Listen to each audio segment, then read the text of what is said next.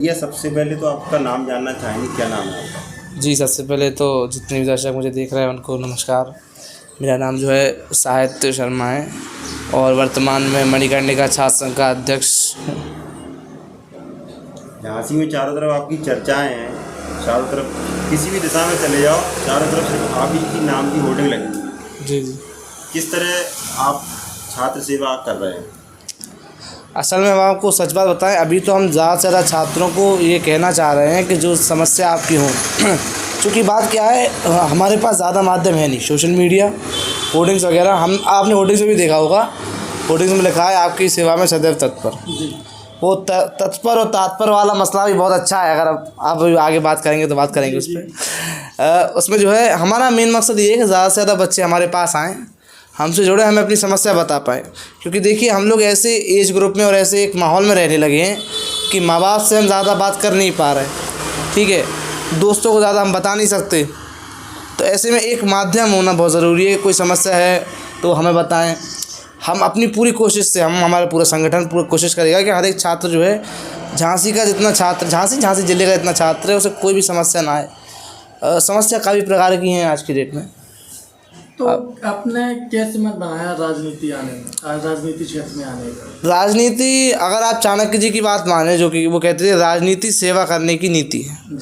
अब तो राजनीति के काफ़ी मायने हो गए लेकिन हमारा बस जी शब्दों में राजनीति हो, कई शब्दों में राजनीति होती है। हमारा बस इतना सा है कि क्योंकि देखिए, बात ये होती है कि गलतियां कभी कभी किसी की नहीं होती, पर जिस छात्र की समस्या है वो ऑफिस नहीं जा रहा, आप बात समझेंगे, कुछ फीस इश्यूज़ हैं, ऐसा नहीं।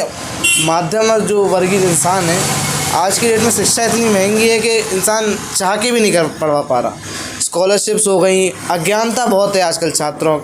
अब मैं ये नहीं कहूँ छात्रों में अज्ञानता है, लेकिन एक मिसकम्युनिकेशन हो गया, एक नॉलेज, इन्फॉर्मेशन, ये सब नहीं। तो मेरी ये सबसे विनती है या फिर मेरा ये मकसद है कि झांसी ज़िले के जितने भी छात्र हैं, छात्र छात्राएँ हैं, उनकी ज़्यादा से ज़्यादा समस्या, क्योंकि देखिए हमारे छात्र संघ में हमारी उम्र के ही छात्र छात्राएँ हैं और हम अपनी उम्र के ही लोगों से इस समय ज़्यादा खुलकर अपनी बात कह पाएंगे, क्योंकि ये बहुत स्वाभाविक सी बात है। खासकर हम लड़के जैसे, हम लोगों को पेरेंट्स से ज़्यादा नहीं कह सकते, और दोस्त तो दोस्त ही हैं, वो कोई समस्या नहीं है।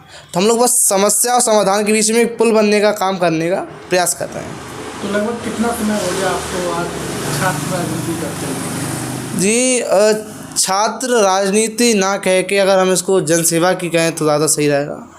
ये कार्य लगभग हम 1.5 से 2 साल से कर रहे हैं। नहीं, जनसेवा में तो भैया जी फिर सभी लोग आ जाते हैं, लेकिन जी बिल्कुल बिल्कुल, लेकिन सब लोग हमारा, हाँ, के लिए कर रहे हैं ना ऐसा जी, आप ये बात कह भी सकते हैं, क्योंकि छात्रों के पास देखिए माध्यम की बहुत कमी है। हर एक संगठन अपने स्तर पर काम कर रहा है, बहुत अच्छा काम कर रहा है, हम ये नहीं कह रहे, परंतु कुछ छात्र ऐसे हैं जिनके पास वो नॉलेज नहीं है कि वो रीच आउट ही कैसे करें।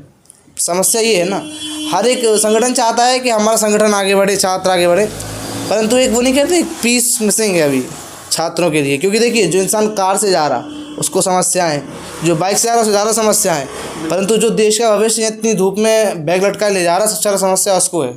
उसको फीस भी भरनी है, उसको दूसरी बातें भी हैं, उसको गर्मी भी है, हर चीज़ है। और छात्रों की समस्या गंभीरता से कोई लेता नहीं। हमारी एक वो है कि जो हमारे पास आएगा, हम अपने स्तर से उसकी सहायता करने का पूरा संभव प्रयास करेंगे। जैसे कि आपने एक घटना सुनी होगी घट्टा गाँव में। जी जी। एक छात्रा के साथ तमंचे की दम पर छेड़खानी की गई। जी जी। इस पर अब आप क्या कदम उठाने वाले? जी, इस समस्या पर हम ये कहेंगे कि पहली बात तो ये मसला जो है अब न्यायालय में चला गया है। बिल्कुल। और न्यायालय में जब तक न्यायाधीश जब इस पर कोई फैसला पारित नहीं कर देते, ना हमें कुछ कहना चाहिए, ना हमारे कहने का कोई दायित्व बचता है। जब इस पर आदेश आ जाएगा तब हम इस पर अपनी प्रक्रिया आपको आगे बताएंगे।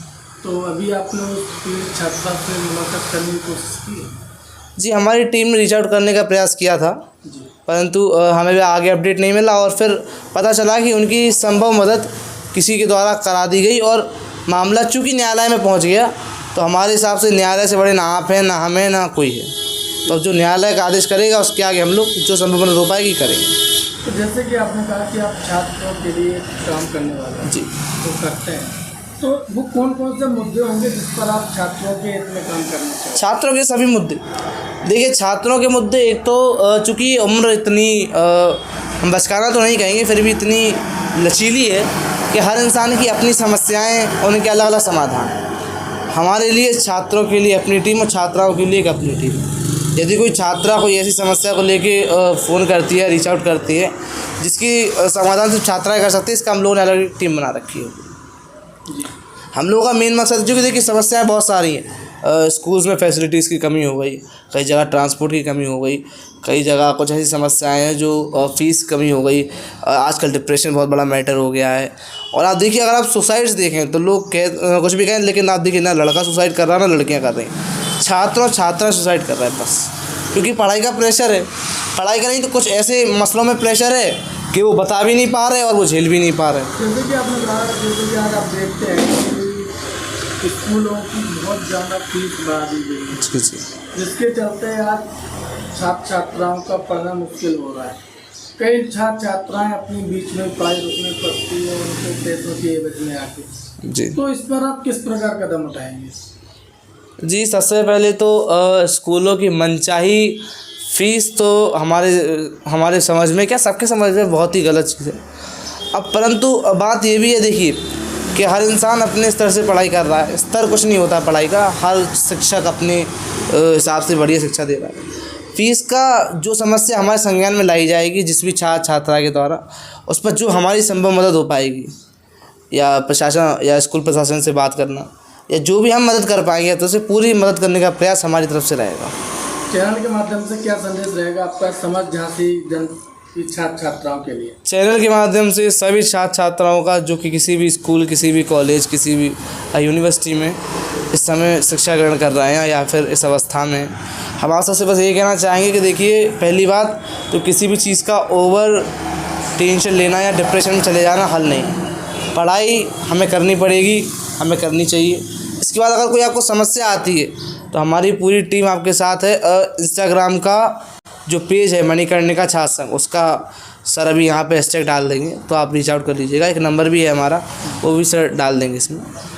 और ज़्यादा से ज़्यादा पहली बात देखिए, शिक्षा ज़रूरी है और नौकरी अकेला माध्यम नहीं है। कई लोग कई अलग अलग क्षेत्रों में आगे होते हैं। बिज़नेस एक बहुत अच्छा, हम कह सकते हैं, ऑप्शन नंबर 2 है। देखिए चाइना, मैं बार बार कहता हूँ, चाइना की आबादी लगभग बराबर है हमसे, पर उनके यहाँ बेरोज़गारी की इतनी समस्या नहीं है। क्यों नहीं है? क्योंकि उन्होंने अपनी जनरेशन को बिज़नेस ओरिएंटेड कर दिया। आप देखिए, जो भी चीज़ दुनिया में जो भी चीज़ बनती है उसका 50-60% सिर्फ चाइना बना रहा।